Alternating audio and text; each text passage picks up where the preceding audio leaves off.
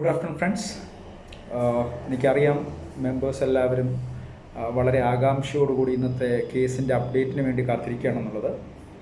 പക്ഷേ നിർഭാഗ്യവശാൽ ഇന്ന് ബഹുമാനപ്പെട്ട ഹൈക്കോടതിയിൽ വാദങ്ങളൊന്നും നടന്നില്ല. അതിൻ്റെ കാരണം എന്ന് പറഞ്ഞാൽ പബ്ലിക് പ്രോസിക്യൂട്ടറിൻ്റെ പ്രത്യേക റിക്വസ്റ്റ് പ്രകാരം. കാരണം ഈ ഹൈറിച്ച് ഓൺലൈൻ ഷോപ്പിയുടെ കേസിന് ഗവൺമെൻറ് സൈഡിൽ നിന്ന് വാദത്തിന് മുമ്പെല്ലാം ഹാജരായിരുന്നത് DGP റാങ്കിലുള്ള പബ്ലിക് പ്രോസിക്യൂട്ടറായിരുന്നു.